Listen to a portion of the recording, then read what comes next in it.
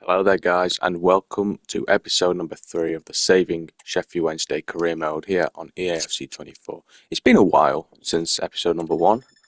That's mostly because of an issue with my internet and also my PlayStation account being banned for I don't really know what. So I wasn't able to record the videos for the series. However, we will be hopefully getting back to a more regular schedule from now on, hopefully getting a video out at least once a week, if maybe not more. Before the first game, we were just quickly looking at the scout reports. Nothing really too exciting. So yeah, let's just get into the first match against Coventry City. And that match would quickly arrive. On decent form, we were expecting to get at least a point out of this one. Although, why are the chairs green? Anyway, we were hopeful to at least get a point from this game, if not more, and hopefully push on to keep our good form going and maybe even change from, well, surviving to going up being our main goal, or at least pushing for playoffs. Let's get into it. And as has been the case in a few games this season, not a lot really happened in the first 18-20 minutes, but then they got a corner, and then Vader flew into a tackle, and I'm gonna be honest, I did not expect to get a red card for that. It was late, I'll admit. It was a foul, I'll admit. It was a yellow card, I'll admit. But I don't think that warranted a red card under any circumstance. And yeah, I just fuming with that one. And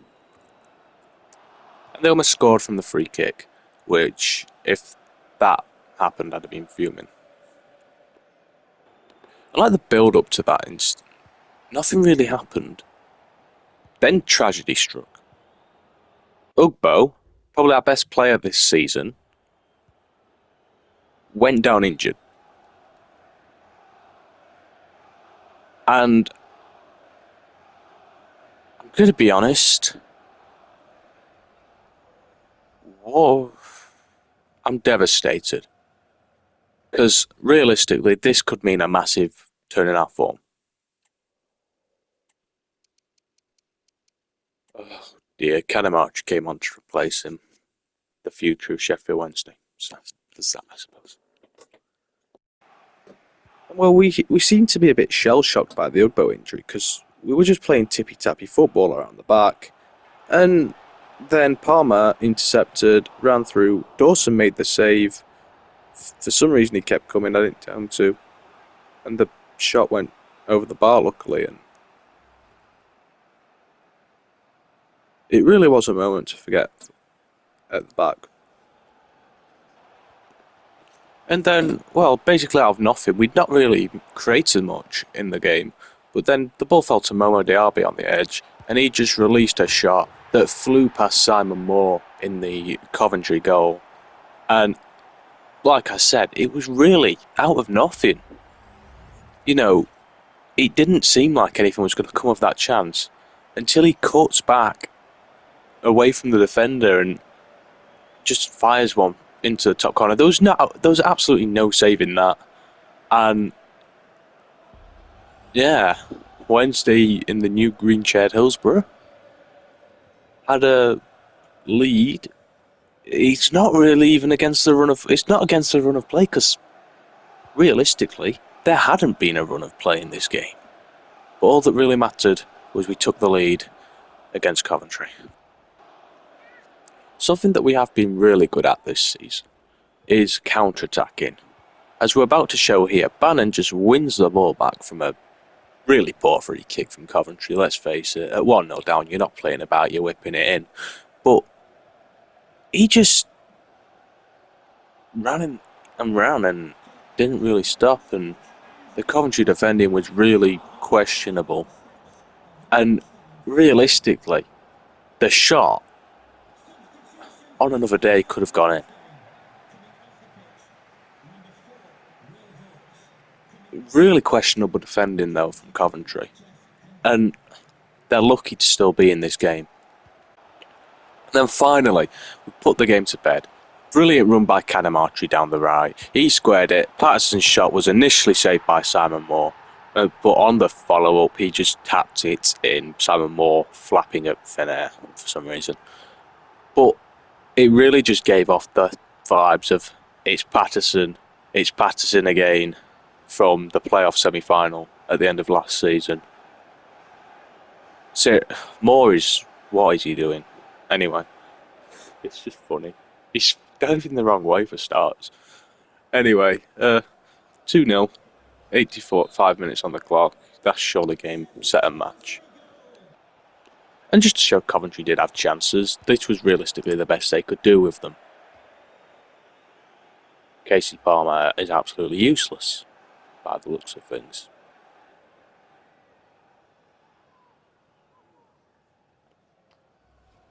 Rumour had it that beat the Coventry team bus back to Coventry. But that would be about it. And, well, despite going down to 10 men really early, we would walk away with a pretty comfortable win. We probably should have conceded at least once. The first half chance, a good example of that. But we were resilient, despite losing Nugboat as well through his injury. And yeah, pretty good. Another win to add here at Hillsborough. As we win 2-0 against Coventry. Get in there. However, the disappointment would soon arise as we found out that Ugbo would be out for 7 months with a ACL injury. Fuck. Anyway, we'd have to swiftly move on from that because injuries happen in football. Unfortunately, it came just before a really difficult game against recently relegated Southampton. Couldn't have come at a worse time, let's face it. Let's get into it. And despite all this malarkey about losing Ugbo, Masaba will win the ball back, and when you get the first chance of the game, he would square it to Gassama, who couldn't miss. He just couldn't. And we had a lead against Southampton, and honestly, I was expecting to get absolutely battered today. But we took the lead early on. Wednesday fans in that away and going wild, and rightly so. What a finish that was by Gassama, by the way. Nice little controlled curl into the bottom corner, and we're 1-0 up. Get in there. And now to do our favourite thing at 1-0 up. Absolutely bottle it. Bernard put a tackle in. He gave a penalty. I wasn't happy. I was not a happy bunny about that. Bernard also got a yellow card, but he's got the ball, in my opinion. But anyway, we'll have to make do. Penalty. To Southampton. Dawson had a decent penalty saving record.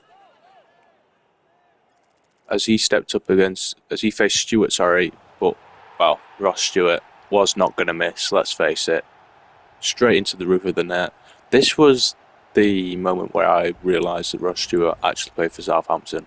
I didn't know that. I thought he was still at Sunderland and just injured. But never mind, I must have been very wrong. Anyway, bottle jobs, 1-0.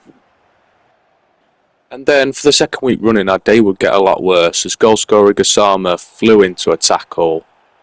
And let's be honest, I wasn't expecting anything more. Red card all day. Especially if the one that Baveda committed last week was a red card. And, well, we were down to 10 against Southampton without our best striker. And the player who scored the goal was the one that got sent off. Really just seems like a recipe for an absolute battering after all. Just ticking over the half-hour mark, we got another chance. Ball into the box from Bannon, and there was Deschamps Bernard making up for conceding the penalty at one end by scoring the goal to give us the lead at the other. And, well, this was not in the script. Down to 10 men. We don't have our best striker. But, ladies and gentlemen, we're 2-1 up at St Mary's. Get in there. Up the Owls. And nothing really happened to start the second half. But then Masaba would win the ball back. He'd cut in from the wing. He'd lose it somehow, but Cadamartri would have his shot saved, and there was Pedson to tap in to an empty net. And with 3-1 up at Southampton, pinch me, I must be dreaming. I'm seriously questioning if I'm still on the same difficulty as I was in episode 1. I checked after. I still am. What's going on? We're 2-1 up. 3-1 up, sorry, at St Mary's. What a season we're having. And we get the ball back again. 71 minutes on the clock. Wilkes will run through. And this guy needs to calm down. He is not this good in real life. That was absolutely incredible. We need to calm down. He needs to calm down. No, we don't. It's 4-1. Get in there. Brilliant from Malik Wilkes. Wish he could do that in real life. He probably never will. But oh well. If he's saving Wednesday in this career mode, I don't really care. I'm going to be honest, this was a complete fluke. I wasn't expecting this to happen. I went for the chip with Patterson, didn't expect it to go in, but it fell to Wilkes, and I just don't know what's going on. It's 5-1 at St Mary's, but it's not Southampton, like you'd probably expect when Wednesday are playing Southampton. It's to Wednesday. And I genuinely struggled in episode 1 on the same difficulty as I've absolutely killed it in episode 2 and 3. So I'm starting to think that maybe it's time to hang up this difficulty and move on. It shouldn't be this easy, surely.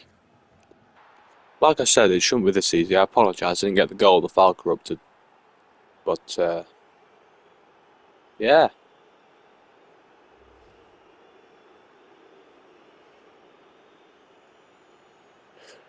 "6-1.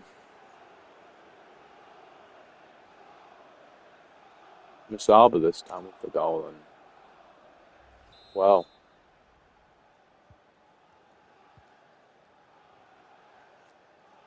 I'm just speechless. 8-8 on the clock. Southampton fans, for some reason, are still in the stadium. Might have gone home by now, but anyway. Sorry I didn't get to see the goal, actually, but the replay showed it. And then as added time came to a close, we would get one more chance. Wilkes ran through, he tried to square it to Masaba, but unfortunately he underhit it, but it wouldn't really matter, because we would run out 6-1 winners. Who'd have thought that before kick-off? What a victory it was for us. Really gave us a lot of confidence going forward in the season. Wilkes, I don't rate him in real life, but boy did he have a terrific performance in this game. And, well, it was a happy away end heading back to Sheffield. Long journey down, but oh boy, it was worth it. Get in there. And that is going to be it for episode number 3 of the Saving Wednesday career mode. Another fantastic set of results for us, seeing us keep climbing the table despite being favourites to go down again based on real life. And, it just shows we have an absolutely amazing chance to push for the playoffs at the end of the season. We finished today's episode in 4th, and well, we're only 4 points off Leeds United in the automatics places. That's going to be it though for today's video. Can we catch Leeds in the next episode? Who knows? Until then though, thanks for watching, and I'll see you later. Peace out.